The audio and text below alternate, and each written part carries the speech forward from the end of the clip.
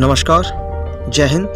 मैं अजय भारतीय आज एक नई चर्चा के साथ आप लोगों के सामने फिर पेश हुआ हूँ। आज का विषय है गरीब मार झेल रहे हैं। आप इसे एक मेरा संपादकीय भी समझ सकते हैं या ब्लॉग भी समझ सकते हैं, जो कि मेरा पहला है। आज का विषय गरीब मार झेल रहे हैं, गरीबों की दयनीय स्थिति, जो कि आज़ादी से लेकर वर्तमान तक की बयां करता है। राजनीति, संविधान तथा हमारे समाज के उच्च वर्ग ने उन्हें क्या दिया और क्या छीना, उसी पर आधारित है। जैसे मैंने पहले भी कहा था, और जो सामने दिखता है हम उसे ही सत्य मान बैठते हैं। दरअसल वो होता नहीं, सत्य उसके पीछे छिपा होता है, लेकिन हम में इतनी हिम्मत नहीं कि हम उसे देख पाएं।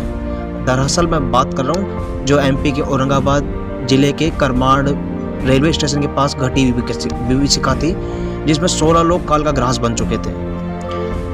इससे पहले चल रही चर्चा कि गरीब मार झेल रहा है ने और जोर पकड़ लिया। सत्ता पक्ष और विपक्ष हावी हो चुका था, और सत्ता पक्ष विपक्ष पर और विपक्ष सत्ता पक्ष पर, और ये इस तरीके से गरीबों को राजनीति में घसीट रहे थे। सब कह रहे हैं कि गरीब मजदूर व मजबूर ही लॉकडाउन की मार झेल रहे हैं। सच भी है, मगर ये सच नहीं कि लॉकडाउन के कारण गरीब बना। इस देश की दुर्गति ही समझो कि यहाँ हर मौत पर राजनीति की सौदेबाजी शुरू हो जाती है। आज भी हो रही है। सब कह रहे हैं कि गरीब मार झेल रहे हैं, उनकी मौत का दुख है मुझे, मगर कहना और पूछना चाहता हूँ कि जब अब तक अनगिनत मौतें रेल पटरी पर सोने मात्र से हुई, तो क्या उन्हें वहाँ सोना चाहिए था? क्या पटरी के आसपास जगह नहीं थी?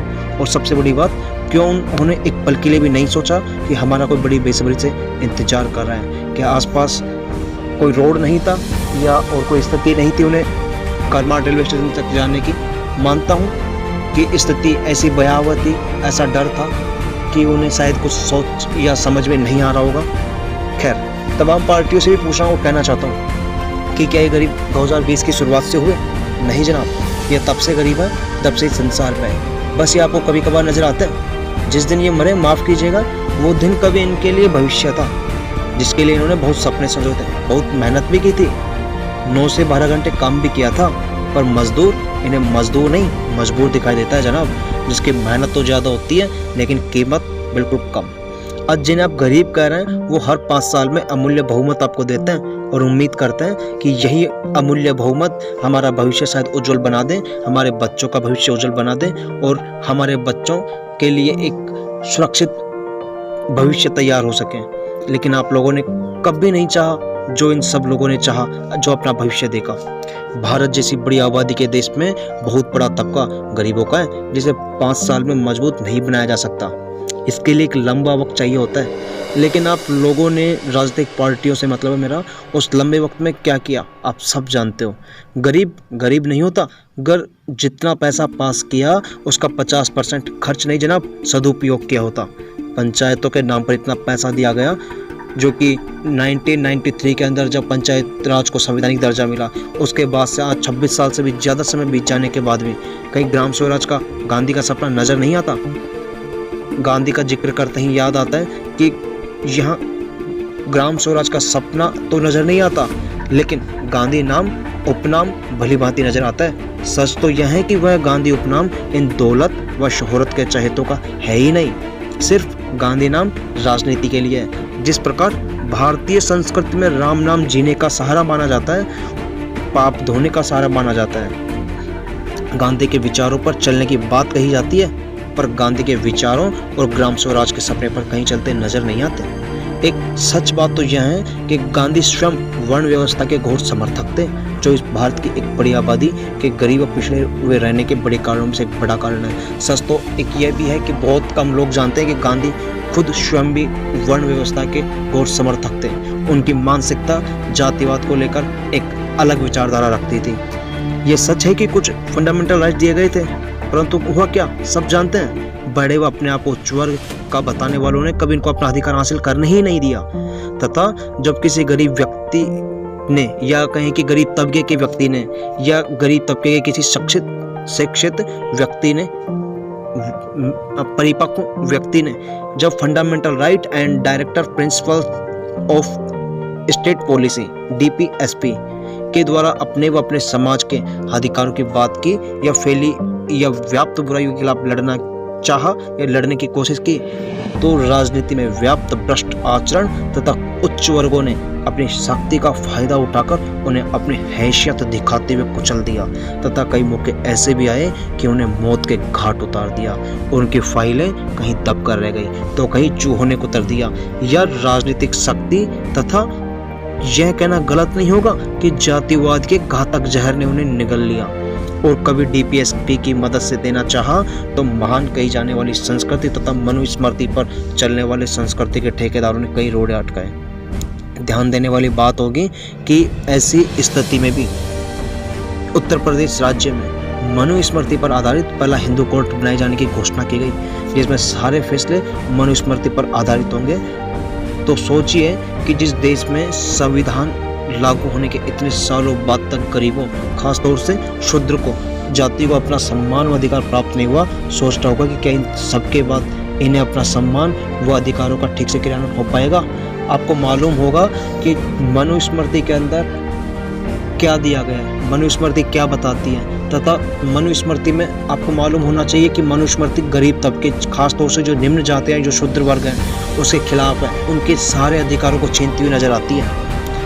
कई संशोधन हुए मगर हमारे संविधान ने उसे नाकाफी बना दिया। और जब इंदिरा को अपनी राजनीति कमजोर होती दिखी तो उन्होंने उस बड़े गरीब वर्ग के लिए और संशोधन किया, अधिकार दिए। सहमत भी हूँ, गरीबों का अधिकार दिलाने के लिए उन्होंने कोशिश की, सुप्रीम कोर्ट से टकराव भी किया। मगर सच ये भी है कि 1971 में इंदिरा गांधी द्वारा दिया गया नारा गरीबी हटाओ तथा 10 सूत्री कार्यक्रम, जिसमें bank nationalisation and privy purse, Golaknath case और जो 24/4/1973 को जो केशवानंद भारती बनाम केरल राज्य का जो केस आया था वो जो खारिज हुआ, वो सब किए, जिसे बुद्धिजीवी भली भांति समझते हैं। मगर आज तक उसने कितना काम किया तथा तत्कालीन समय में कितना काम किया था सब जानते हैं, और कितने अधिकार परोक्ष रूप से काम कर रहे हैं। यह सच किसी से ना अभी छिपा है और ना ही पहले छिपा था। खैर, मैं कह रहा था कि तब से लेकर आज तक गरीबी नहीं हटी, मगर धीरे धीरे बहुत सारे गरीब इन कारणों से हटा दिए गए या हट गए। आज भी गरीब कहीं नजर नहीं आता और गरीब मार झेल रहा है जैसा वक्तव्य, तथा गरीब बार बार गरीब, कमजोर, मजदूर और मजबूर जैसी परिभाषाओं से पुकार कर इनके साथ भद्दा मजाक किया जाता है, जो कि इनकी मानवतावादी सोच, इनके भविष्य, इनकी आत्मा को कचोटता है। मैं कहना चाहूँगा कि अब इस विचारधारा को बदलना होगा तथा अखिल समाज को ही इनके अधिकारों को इन्हें उस खोए सम्मान के साथ सहसम्मान लौटाना होगा। लेकिन कहना चाहूँगा कि इन सब का कारण भारत की राजनीति तथा स्वयं गरीबी है। और अगर बीते कल की बात की जाए तो संविधान के कारण कुछ समय के लिए भी इन्हें पीछे खड़े रहना पड़ा, मगर साथ ही बाद में हुए संशोधनों ने उन्हें आगे बढ़ने के लिए अधिकार दिए। लेकिन यह भी कहना चाहूँगा कि जिस देश के राष्ट्रपिता ही वर्ण व्यवस्था के इतने घोर समर्थक हो, क्या उस देश की राजनीति तथा अपने आप को उच्च वर्ग कहलाने वाले उसमें अपनी भागीदारी निभा पाएंगे? अब जरा खुद सोचिए, जिस देश के राष्ट्रपिता कहे जाने वाले व्यक्ति की मानसिकता घोर वर्ण व्यवस्था की शिकार हो, जो पूरे देश को लीडरशिप कर रहा हो, क्या वहाँ की प्रजा, क्या वहाँ का जनमानस उस नेता की नहीं सुनेगा? जब वो सुनेगा तो क्या उस गरीब व्यक्तियों के हितों को नहीं छीनेगा? आप खुद सोचिए, यहाँ की राजनीति कभी उनके साथ खड़ी ही नहीं हुई तथा संवैधानिक अधिकार दिए, मगर संविधान के जानकार तथा कानून का चोगा पहनने वाले लोगों ने अपनी जिम्मेदारी कभी नहीं निभाई, यथा वे इनके विरोध में खड़े हुए हैं। और अगर निभाई होती तो गरीब लोगों की स्थिति वर्तमान में उलट होती।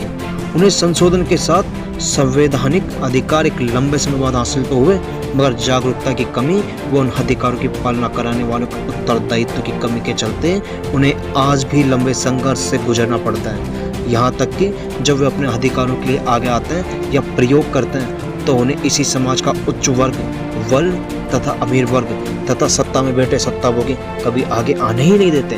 भले ही यह बातें किसी को पचे ना, मगर कड़वा सच यही है। संवैधानिक अधिकार तो दिए, मगर आज भी उनकी पालना कोसों दूर है। उन्हें कभी गरीबी के चलते भेदभाव का शिकार होना पड़ता है तो कभी जातिगत भेदभाव का, लेकिन कानून उनके लिए हमेशा अंधा ही दिखाई पड़ता है। क्योंकि जातिगत भेदभाव आज भी हर जगह हावी है, जिसके चलते उन्हें बहुत निराशा होती है।